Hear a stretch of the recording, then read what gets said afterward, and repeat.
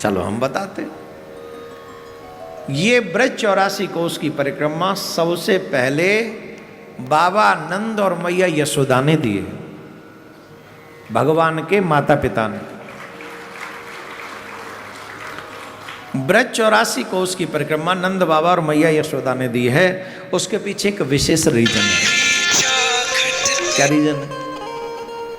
जब कन्हैया बाबा की गोद में आ गए, बाबा के घर में आ गए, नंद बाबा और मैया यशोदा बड़ा प्रेम करते उनसे, बहुत प्रेम करते, बहुत ज्यादा स्नेह करते। अब एक बात है,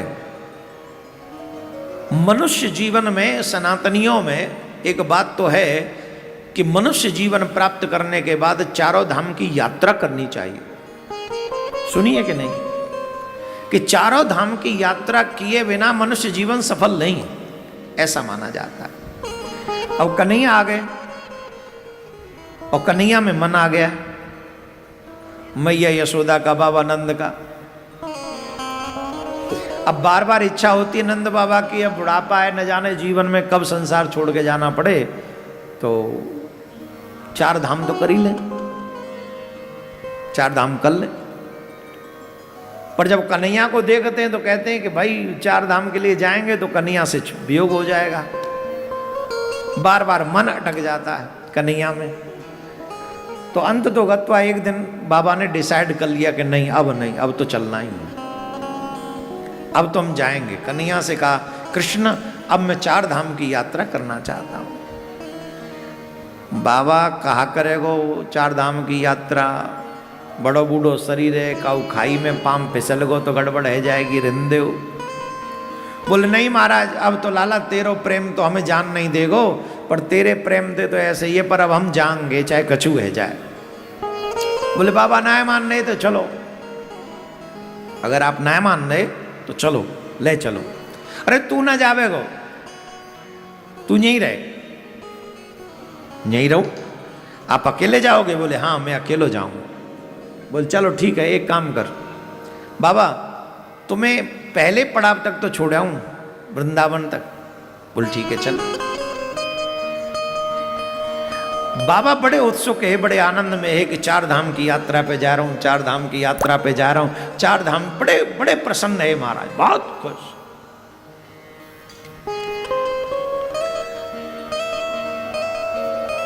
यहीं वृंदावन में पहलो पड़ाव है बाबा का, ज्ञान गोदड़ी में पहलो पड़ाव। अब सब लोग जैसे ना पूरे दिन चलो फिर शाम को सो जाओ, रात्रि में विश्राम करते हैं, ठहर जाते हैं। जैसे आप लोग आगे रात में यहाँ रुकने के लिए कथा भी हो गई, सुबह फिर चलोगे यात्रा पे, फिर दर्शन करके आओगे, फिर आ जाओगे, यही ना। बड़ा खर्चा किया ट्रस्ट वालों ने, बड़ी महंगी महंगी बस सी बनाई है। हाँ बड़ी गजब गजब की बस और गाड़ी है, क्या बात है। ज्यादा खर्चा कर दिया है क्या बातों ही बातों में? राधे राधे बोलना पड़ेगा। तो बाबा ने पहली बार विश्राम किया यहाँ। अब रात्रि में बाबा को नींद नहीं आ रही थी, इस खुशी में चार धाम की यात्रा पे जाएंगे, चार धाम की यात्रा पे जाएंगे, चार धाम की यात्रा पे। रात्रि में लगभग 12-1 बजे बाबा की आंख खुली और बाबा विश्राम गृह से बाहर निकलकर खड़े हो गए। बाहर आकर वहां उन्होंने एक दृश्य देखा। 7 काले काले बगुला वृंदावन की पावन भूमि पर उतरे, काले काले, और उन्होंने ब्रजरज में अपने अंगों को समर्पित किया। जैसे ही 7 बगुला उस ब्रजरज में लौटे तो ब्रजरज में लौटते ही सातों के सातों बगुला वाइट हो गए, और जैसे ही वाइट हुए उड़ गए। बाबा ने कहा ये कैसा आश्चर्य है, कोई बात नहीं, नारायण की कोई लीला होगी, ये सोच के उन्होंने इतना सोचा ही था कि बाबा ने उतने में 4 हंस उड़ते हुए आए, और वो भी काले। जो 4 हंस थे वो भी काले। और जब चारों हंस लौट कर आए ब्रज रज में पहुंचे और उन्होंने जब उस रज में लोट लगाई तो वो भी वाइट हो गए। और वो लोट लगाते लगाते वो भी वाइट हो गए और उड़ गए।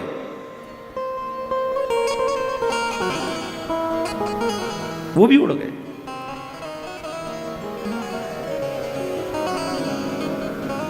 अब बाबा के आश्चर्य का ठिकाना नहीं रहा। बाबा सोचने लगे ये कैसे संभव है, काले आते हैं वाइट हो जाते हैं, काले आते हैं वाइट हो जाते हैं।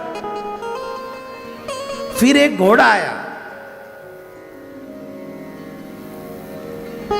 एक घोड़ा आया,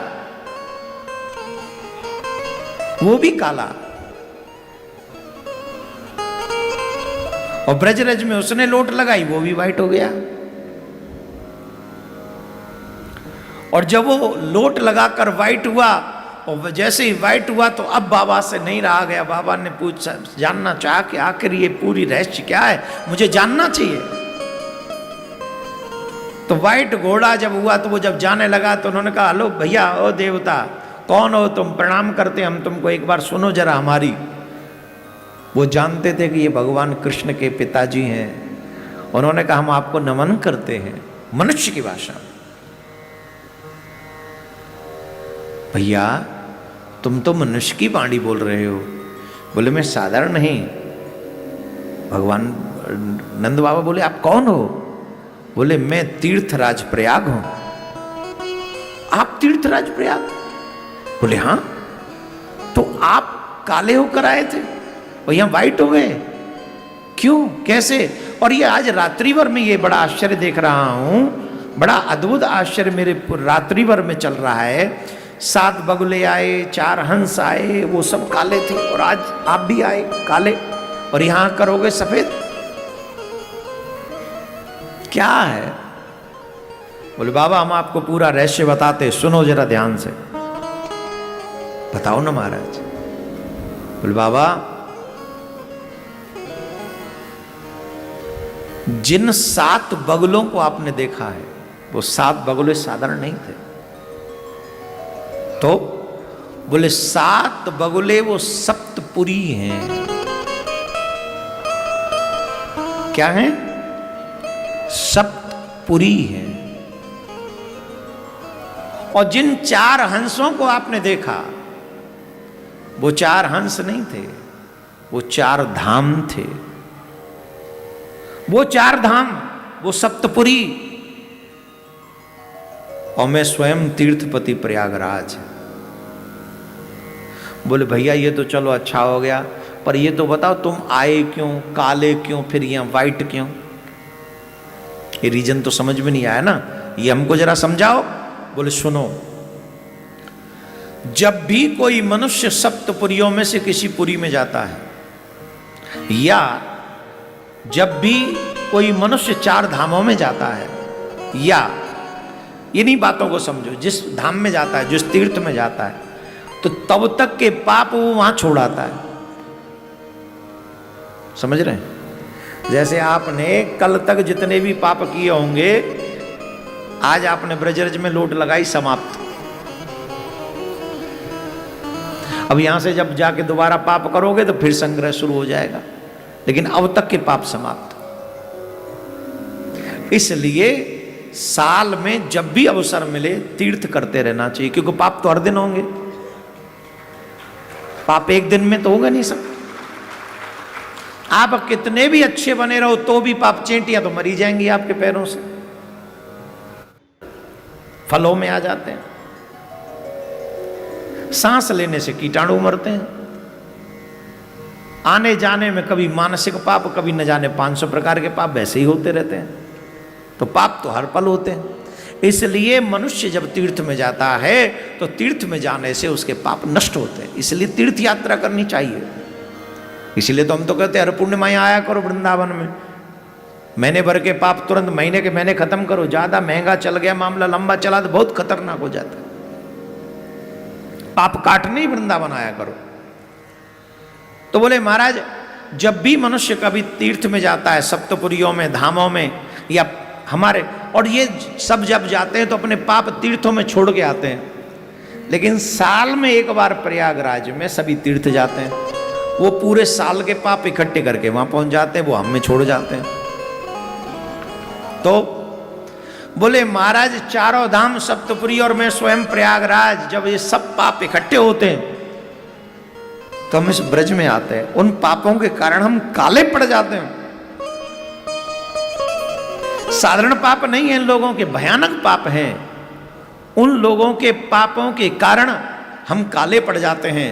लेकिन जब हम ब्रज में आते हैं तो ब्रज में आते ही हम इस ब्रज रज को अपने अंग पर लगाते हैं, और जैसे ही अंग से स्पर्श होता है हमारे सब पाप नष्ट हो जाते हैं। सब पाप नष्ट हो जाते हैं। इस बात को ऐसे समझो, हमारे पाप उनको कैसे लग जाते हैं ये समझो ना। जैसे तुम अपनी संपत्ति बेटे को दे जाओ तो किस पे चली गई? वो बेटे पे गई ना। वैसे हम तीर्थ जाते हैं तो वहां पाप रह ही जाते हैं,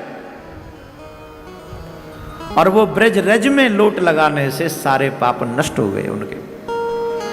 नंद बाबा बोले अच्छा हमारो ब्रज, और ब्रज की रज को इतनो महात्मा कि चारों धाम सातों पुरी स्वयं प्रयागराज यहू के पाप वृंदावन की रज काट रही है। बोले हाँ, मन में निश्चय कर लियो कि चारों धामन की यात्रा कैंसिल, अब नहीं जानो।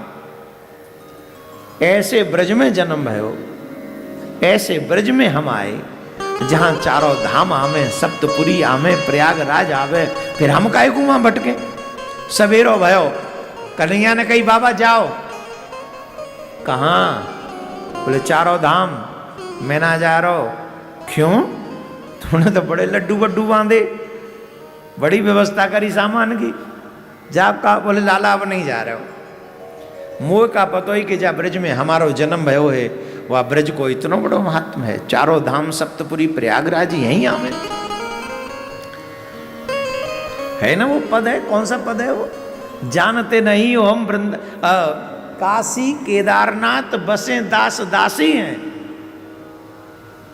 स्वर्ग अपवर्ग हम लेके करेंगे क्या? जानते नहीं हो हम वृंदावन वासी हैं। बद्री केदारनाथ रहे दास दासी हैं। क्या बात, क्या करेंगे हम वृंदावन छोड़ के? लाला अब नहीं जाएंगे।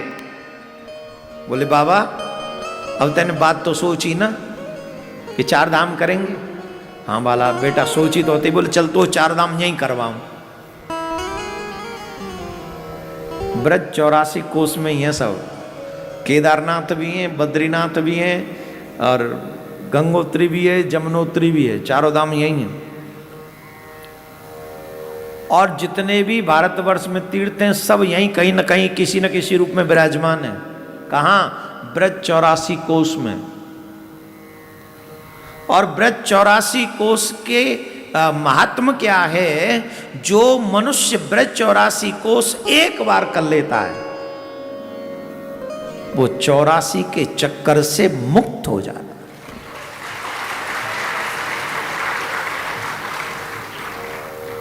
ताली मत पीटो, तुम्हारे काजे ना है। ये जो पैदल करते 84 कोस की परिक्रमा,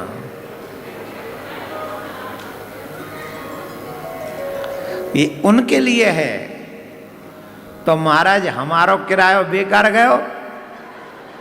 नहीं। देखो असमर्थता हम लोगों की यह है कि हम इस समय में तो पैदल कर नहीं सकते, और पैदल करने के लिए कम से कम 30 दिन चाहिए। 30 से 40 दिन आराम से परिक्रमा होती है। अब इतना समय किस पे नहीं है, तो क्या करें? बोले कम से कम वाहनों के द्वारा 5 परिक्रमा करें। वो एक और वाहनों की परिक्रमा 5 बराबर हो जाएंगी, 84 लाख से मुक्ति मिल जाएगी। राधे राधे।